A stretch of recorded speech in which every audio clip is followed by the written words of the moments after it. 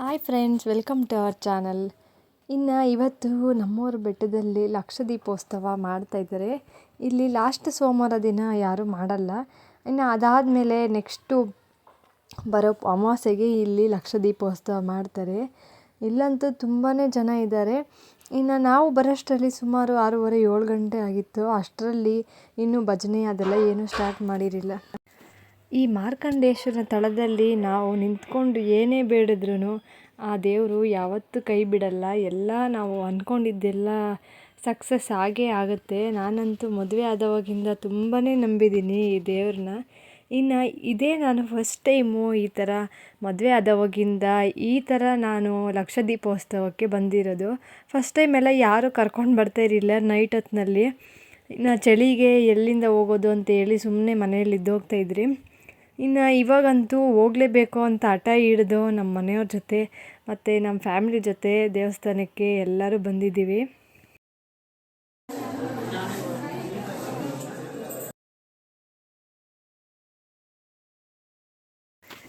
ಈ ವಿಡಿಯೋ ಮಾಡಿ ನಾನು ಸುಮಾರು 15 ದಿನ ಆಗಿದೆ.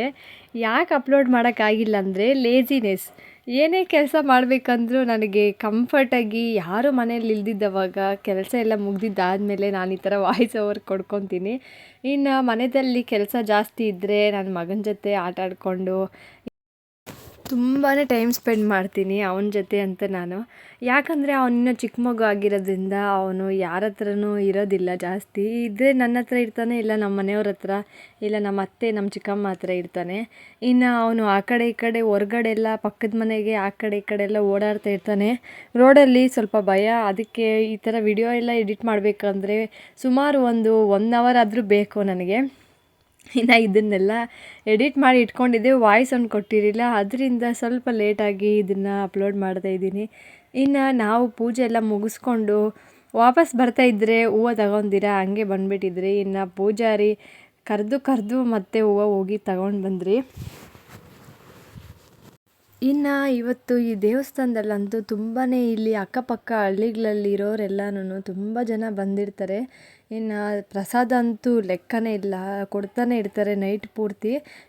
ಇಷ್ಟೊತ್ತಿನಲ್ಲಿ ಬರೀ ಪೂಜೆ ಮಾತ್ರ ಮಾಡ್ತಾರೆ ಅಷ್ಟೇ. ನೆಕ್ಸ್ಟು 11 ಗಂಟೆ ಆ ಟೈಮಲ್ಲಿ ಇಲ್ಲಿ ಹಾಡು ಮತ್ತು ಭಜನೆ ಅದನ್ನೆಲ್ಲ ಸ್ಟಾರ್ಟ್ ಮಾಡ್ಕೊತಾರೆ. ಅವಾಗಂತೂ ಅವರು ನೈಟ್ ಪೂರ್ತಿ ನಿದ್ದೆ ಮಾಡ್ದಿರೇ ದೇವ್ರನ್ನ ಸ್ಮರಣೆ ಮಾಡ್ತಾ ಇರ್ತಾರೆ. ಅಲ್ಲಿವರೆಗೂ ನಾವು ಬೆಳಗ್ಗೆವರೆಗೂ ಮಗುನ ಇಟ್ಕೊಂಡು ಇರೋಕ್ಕಾಗಲ್ಲ ಅಂಥೇಳಿ ನಾವು ಸ್ವಲ್ಪ ಬೇಗನೆ ಹೊರಟು ಬಿಡೋಣ ಇಲ್ಲಿ ಪೂಜೆ ಎಲ್ಲ ಮುಗಿಸ್ಕೊಂಡು ಅಂತೇಳಿ ಪೂಜೆಗೆಲ್ಲ ರೆಡಿ ಮಾಡಿಕೊಂಡು ದೇವ್ರ ಹತ್ರ ಪೂಜೆ ಮಾಡಿಸ್ಕೊಂಡು ಹೊರಗಡೆ ಹೋಗಿ ದೀಪ ಹಚ್ಚೋಣ ಅಂಥೇಳಿ ಹೊರಗಡೆ ಹೋಗ್ತಾಯಿದ್ದೀರಿ. ಈ ದೇವಸ್ಥಾನದಲ್ಲಿ ಸುಮಾರು 9 ದೇವರುಗಳನ್ನ ಪ್ರತಿಷ್ಠಾಪನೆ ಮಾಡಿದ್ದಾರೆ. ಈ 9 ದೇವರುಗಳನ್ನ ಪಾಂಡವರ ಕಾಲದಲ್ಲಿ ಅವರು ಸುಮಾರು ಒಂದು ನೈಟಲ್ಲೇ ಇಷ್ಟು ದೇವರುಗಳನ್ನ ಕೆತ್ತನೆ ಮಾಡಿ ಹೋಗಿದ್ದಾರೆ ಅಂತ ತುಂಬ ಜನ ಹೇಳ್ತಾರೆ. ಈ ದೇವಸ್ಥಾನದ ಪಕ್ಕದಲ್ಲಿ ಒಂದು ಚಿಕ್ಕದಾಗಿ ವೀರಭದ್ರ ಸ್ವಾಮಿ ದೇವಸ್ಥಾನನ ಮಾಡಿದ್ದಾರೆ.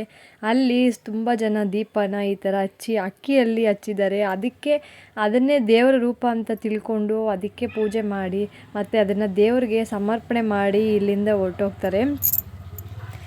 ನಾವು ಲಾಸ್ಟ್ ಸೋಮವಾರನೇ ಇಲ್ಲೆಲ್ಲ ಬಂದು ದೀಪ ಎಲ್ಲ ಹಚ್ಕೊಂಡು ಹೋಗಿದ್ದರಿಂದ ಈ ಸರಿ ನಾನು ಅದೆಲ್ಲ ಏನೂ ಮಾಡೋಕ್ಕೋಗಿಲ್ಲ. ಬರೀ ಪೂಜೆ ಮಾತ್ರ ಮಾಡಿಸ್ಕೊಂಡು ಅಲ್ಲಲ್ಲಿ ದೀಪ ಯಾವುದಾದ್ರೂ ಆರೋಗಿದ್ರೆ ಆ ದೀಪಕ್ಕೆ ಎಣ್ಣೆ ಹಾಕಿ ಮತ್ತು ಅದನ್ನು ನೀಟಾಗಿ ಹಚ್ಚಿ ದೇವಸ್ಥಾನ ಪೂರ್ತಿ ರೌಂಡ್ ಆಗ್ತಾಯಿದ್ದೀರಿ.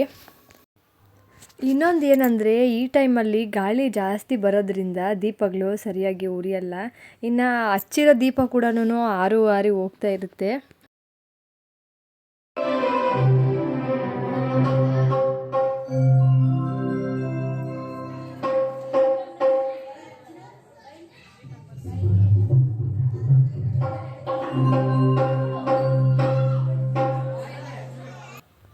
ನಾವಿಲ್ಲಿ ದೀಪನೆಲ್ಲ ಹಚ್ಚಿ ದೇವ್ರಿಗೆ ಅಷ್ಟು ಇರೋ ದೇವ್ರುಗಳಿಗೆಲ್ಲನೂ ಪ್ರದಕ್ಷಿಣೆ ಹಾಕ್ಕೊಂಡು ಬರೋಣ ಅನ್ನೋಷ್ಟರಲ್ಲಿ ಇಲ್ಲಿ ಭಜನೆ ಎಲ್ಲ ಸ್ಟಾರ್ಟ್ ಮಾಡಿದರು.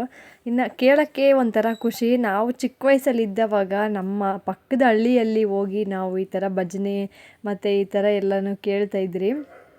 ಇನ್ನು ಆ ಟೈಮಲ್ಲಿ ಸ್ವಲ್ಪ ಬೋರ್ ಆಗ್ತಾಯಿತ್ತು. ಬಟ್ ಇವಾಗ ಏನಂದರೆ ಅದೆಲ್ಲ ಕಡಿಮೆ ಆಗಿಬಿಟ್ಟಿದೆ. ಇವಾಗ ನನಗೆ ಆ ಥರ ಕೂತ್ಕೊಂಡು ಸ್ವಲ್ಪ ಹೊತ್ತು ದೇವ್ರ ಜ್ಞಾನ ಮಾಡಿ ಆ ಥರ ಎಲ್ಲ ಕೇಳಬೇಕು ಅಂತ ಅನಿಸುತ್ತೆ. ಬಟ್ ಇವಾಗಿರೋ ಇದರಲ್ಲಿ ಯಾರೂ ಆ ಥರ ಹೋಗಲ್ಲ.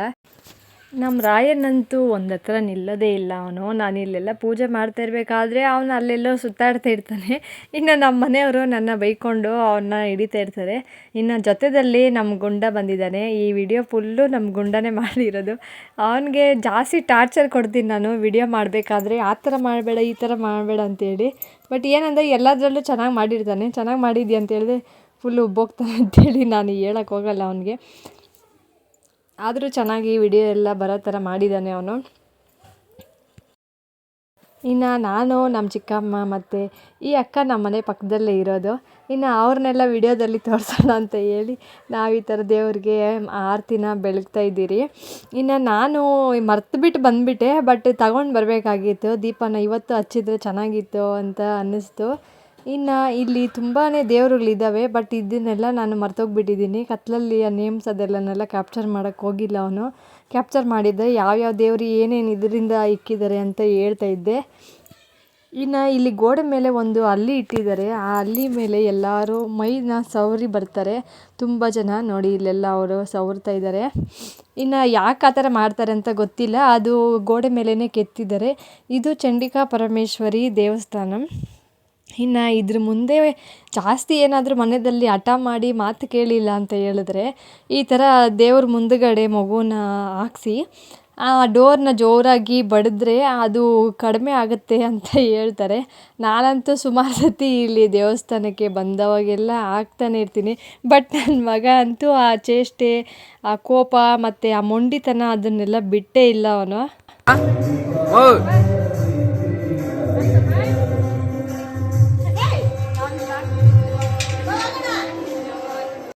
ಇನ್ನು ನಮ್ಮ ಮನೆಯವರಂತೂ ವಿಡಿಯೋಗಳಲ್ಲಿ ತುಂಬಾ ಕಡಿಮೆ ಕಾಣಿಸ್ಕೊಳೋದು. ಅವ್ರಿಗೇನೋ ಒಂಥರ ಮುಜುಗರ. ಇನ್ನು ನಮ್ಮ ಗುಂಡ ನಾನು ಈ ಥರ ವಿಡಿಯೋ ಮಾಡ್ತೀನಿ ಅಂತ ಹೇಳಿದೆ. ಅವನು ಟಕ್ಕಂತ ನಾನು ಈ ಕಡೆಯಿಂದ ದೀಪ ತಟ್ಟೆನ ಎತ್ಕೊಂಡು ಬರ್ತಾಯಿದ್ರೆ ಅವನು ಈ ಕಡೆಯಿಂದ ಎತ್ಕೊಂಡು ವಿಡಿಯೋ ಮಾಡ್ತಾಯಿದ್ದಾನೆ.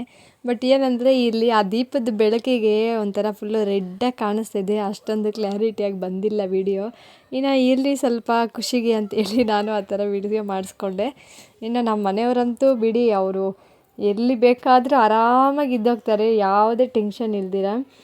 ದೇವಸ್ಥಾನದಲ್ಲಿ ಅಷ್ಟೇ ನನಗೊಂದು ವಿಡಿಯೋ ಮಾಡ್ಕೊಡಂದ್ರೂ ಕೂಡ ಅವರು ಏನಕ್ಕೂ ಮುಂದಕ್ಕೆ ಬರಲ್ಲ. ನಿಂಗೇನು ಬೇಕೋ ನೀನು ಮಾಡ್ಕೊ ಅಂತ ನನ್ನ ಡಿಸ್ಟರ್ಬ್ ಮಾಡಬೇಡ ಅಂತ ಹೇಳ್ತಾರೆ. ಬಟ್ ಏನಂದರೆ ಅವರು ವಿಡಿಯೋ ಮಾಡಿಕೊಟ್ರೆ ನನಗಿನ್ನೂ ಸ್ವಲ್ಪ ಈಸಿ ಆಗುತ್ತೆ ಅನ್ನೋದು ನನಗೆ ಆಸೆ. ಇನ್ನು ಇಲ್ಲಿ ಪ್ರಸಾದಕ್ಕೆ ಅಂತ ಪುಳಿಯೋಗರೆ ಮತ್ತು ಟೊಮೆಟೊ ಬಾತು, ಇನ್ನು ಕೇಸರಿ ಬಾತು ಇದನ್ನೆಲ್ಲ ಹಂಚ್ತಾ ಇದ್ದಾರೆ. ಇದನ್ನೆಲ್ಲ ಈ ಕಡೆ ಸುತ್ತಮುತ್ತ ಹಳ್ಳಿಗಳಲ್ಲಿರೋರೇ ತಂದು ಮಾಡಿ ಅದನ್ನು ದೇವ್ರ ಪ್ರಸಾದ ಎಲ್ಲರಿಗೂ ಹಂಚ್ತಾರೆ. ಇನ್ನು ತುಂಬಾ ಇತ್ತು ಪ್ರಸಾದ ಕೂಡ ಚೆನ್ನಾಗಿತ್ತು, ತುಂಬಾ ಟೇಸ್ಟಿಯಾಗಿತ್ತು. ಇನ್ನು ನನ್ನ ಮಗ ಅಂತೂ ನೋಡಿ ಈ ಥರ ಅವನ್ನ ಫ್ರೀಯಾಗಿ ಆರಾಮಾಗಿ ಬಿಟ್ಬಿಟ್ರೆ ಅವ್ನು ಯಾರ ಮಾತು ಕೇಳಲ್ಲ. ಅವ್ನಿಗಿಷ್ಟ ಬಂದಂಗೆ ಅವ್ನು ಮಾಡ್ಕೊಂಡಿರ್ತಾನೆ. ಎಲ್ಲೇ ಬಿಟ್ಬಿಟ್ರು ಈ ಥರ ಫ್ರೀಯಾಗಿ ಬಿಟ್ಬಿಡಬೇಕು ಅವನ್ನ. ಇನ್ನು ನಮ್ಮ ಅತ್ತೆಗೆ ಅವ್ರಿಗೆಲ್ಲ ಮನೆಗೆಲ್ಲ ಸ್ವಲ್ಪ ತಗೊಂಡು ಇನ್ನು ಅಲ್ಲೇ ನಾವು ಒಂದೊಂದು ಪ್ಲೇಟ್ ಪ್ರಸಾದ ತಿನ್ಕೊಂಡು ಹೋಗ್ತಾಯಿದ್ದೀರಿ.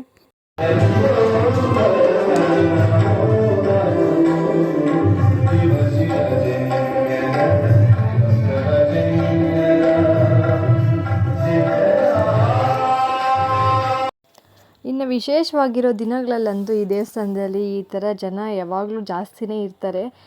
ಈ ಥರ ಜಾಸ್ತಿ ಜನ ಇದ್ದವಾಗ ದೇವಸ್ಥಾನಕ್ಕೆ ಬರೋದೇ ಒಂಥರ ಖುಷಿ.